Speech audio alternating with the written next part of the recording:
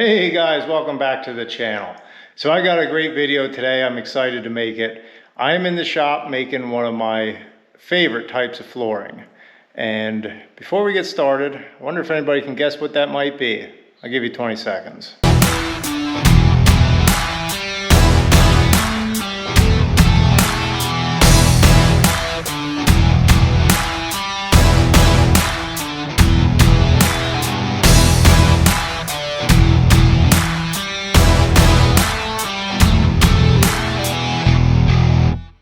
All right, what'd you guess? If you said red oak, well, that's the American standard. I like it, do plenty of it.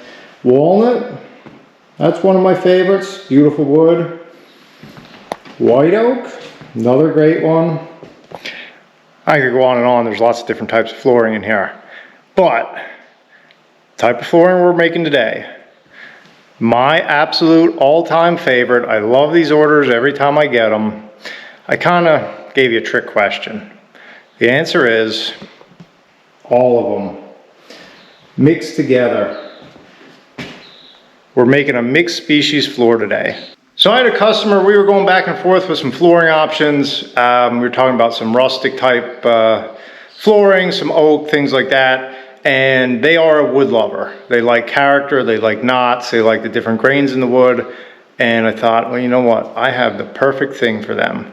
And I showed them a picture of this stuff. They absolutely loved it. So, what is mixed species flooring? Well, I am sure I'm not the first person to ever invent such a thing. I'm sure it's been done before me. But I'm going to kind of tell you how I stumbled upon doing it and how I've kind of made it a little bit of a trademark thing I do around here. I always like to do what I've done, a lot of it in different forms. But the building we're standing in right now is my office slash kind of a showroom, kind of a storage for extra flooring and miscellaneous stuff. So when I built this was a hayloft. It's above our shop. It's the upper story of a barn. It's originally a hayloft. It's totally unfinished. So it was a lot of work to get this thing turned around into something usable as finished climate controlled space. So I had different ideas, and one of the things I wanted to do was showcase different products, you know, pine paneling on the ceiling and wainscoting. And obviously I just showed you a sample, all the different types of hardwood. So I knew I wanted to incorporate all the different types of wood so I could give somebody, you know, when they came here, something to look at and say, okay, this is what white oak looks like, you know, to give a visual. Well, these end walls here, I didn't really know what to do with. And I didn't want to drywall them. So I had all these extra flooring cut-offs and cull pieces that I've accumulated that I had stacked up in a corner. And I thought, you know what, just going to throw them on the wall there. And kind of did it as an afterthought. And as I was doing it, I'm like, wow, this really looks neat. And I needed to finish a section of the floor here. I had this divided into groups, and I kind of knew the different woods I was going to put in. But this section in the middle, I didn't really know what to do with.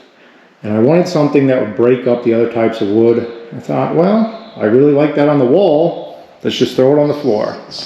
And once I started putting it on the floor, I really liked it. And don't mind those birds. I have a bird's nest right outside in the eave, and they make a racket here.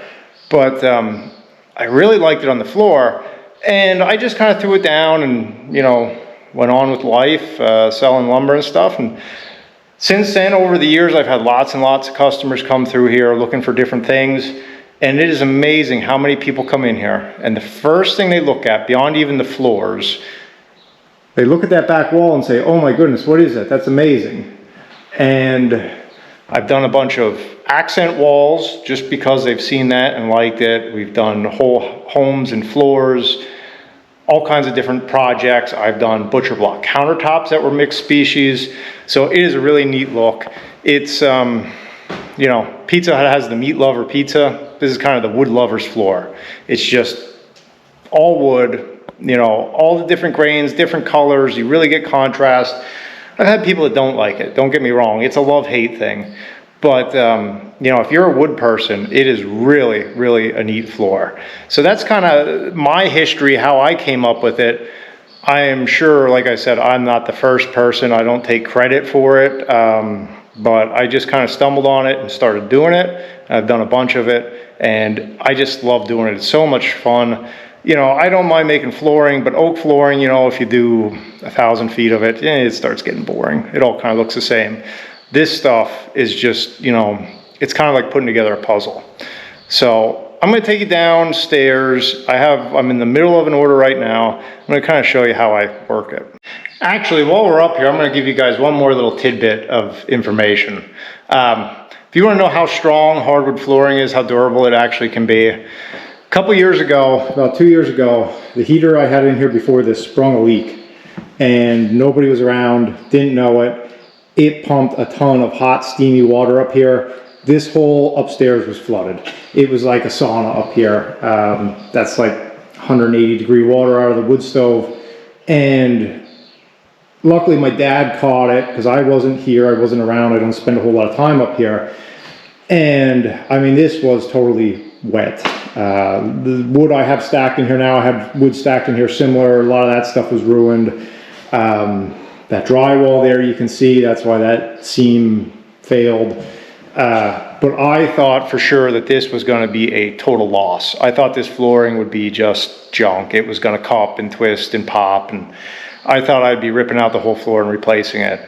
We did our best to dry it as best we could. We opened the windows, we got fans going, and this is what you got. It survived. It survived hot, steamy water laying on it. Now, it's not perfect. I got a little, you know, a gap here and there, but I can live with that. For an office, I'll take that all day. So I was just amazed at how resilient this hardwood actually is. Usually water and hardwood do not mix at all. So that's just a little side thing I put in there. I don't recommend it, but you know, it happened and I lived through it. So just, I guess, a testament for good quality hardwood. Now we'll go downstairs. So I'm right in the middle of this order, so I figured this would be a good time to bring you guys in and show you what I'm working on here. So you've seen me make flooring in the past. I won't get super in detail about all the different steps, but basically the way I make this mixed flooring is I literally go into my lumber building and I'll pick out 200 feet of oak, 200 feet of maple, you know, whatever the case may be, to hit my number of total square footage. I kind of try to break it up evenly between a bunch of different woods. This stuff in particular is a mix of red oak, white oak, cherry, walnut, birch, regular maple, and ambrosia maple. There's a few pieces of hickory mixed in too. So I try to give a good mix of color and grain, just to make a sharp looking floor with a lot of contrast. So it's very simple. You know, if I was going to do 1,000 feet of oak, I'd pull 1,000 feet of oak, rip it to width, pre-plane it, run it through the molder. With this stuff, I just mix it all together. It's kind of like shuffling cards. I try to get them mixed as much as I can so that when it comes through the molder and I stack it here, these are now my finished flooring blanks that need to be cut and packaged. So I want this stuff as mixed as possible. So as I'm picking it and cutting it here at the saw, I can just grab it and it kind of mixes itself. Now the one exception to that is walnut. So one thing that makes this kind of tricky, kind of a pain to do, I sell my planer shavings for horse bedding. Some of you may know, so this might be new to some people, horses are allergic to walnut. So I cannot sell walnut planer shavings. So I have to keep them separate. So what I do in this case, I ran everything else, my oaks, maples, cherries, ran that all. Then at the end, I run my walnut. That's why my walnut is over here.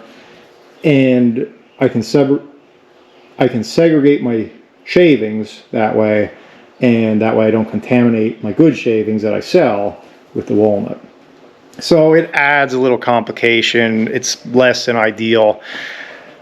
Some point in the distant future, I have a dream of setting up my dust collector with just like a side chute that I can, when I go to plain walnut, just, you know, kind of divert it off to the side. But as of now, I have to clean out my sawdust shed, plane the walnut, clean it out again, start over. it's an added complication, but it's necessary, you know, because like I said, I do sell it, and I wouldn't want to give anybody a bad product. So so then what I'll do, since this walnut's separate, now I can cut and I can just kind of mix that in as I go. So if you've never seen it, this is what rough flooring looks like before it's cut to length. You can see like on this piece that has a big open knot. That'll get cut out. There's some skip planing down there on the end. That'll get cut out. And I basically just trim it to length. This particular order and customer, he wants stuff very rustic. He's a wood lover, loves knots and character. So within reason, I always cut out stuff that's a big hole, stuff like that, loose knots, splits, cracks. But if it's character, I'm leaving it in, which is nice. He's going to get longer lengths. He's going to get a really nice mix. So with the cutting comes the byproduct. We end up with a bunch of little odds and ends, firewood pieces. I stack it, band it, and this is the finished product that goes out the door. So you can see here, different colors, you know, just kind of the way it falls on the stack here is not maybe quite as mixed as it would be on the floor, but I try my best to give them in each bundle a mixture that they can kind of take it and run. And it's a unique thing to lay because it's kind of a puzzle in a way, and beauty's in the eye of the beholder. So as you're laying this stuff, you want to be mixing your colors. You know, you don't want a big long strip of walnut. You want to kind of mix lights and darks and coarse grains and fine grains. So there's a little bit of a learning curve to it, but it's not hard, and there is no right or wrong answer really.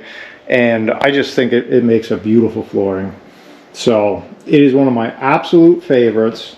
I love making them. It keeps me engaged. I like to see all the different wood going through the molder. And what can you say? If you love wood, I probably said too much already. You probably get it. Not for everybody, but it's the wood lover's floor. So that's what I got for you on this one. Hope you enjoyed it. Hopefully it gave you a new perspective, something you maybe never saw before, something I've been doing for quite a while. So thanks for watching, guys. Catch you next time.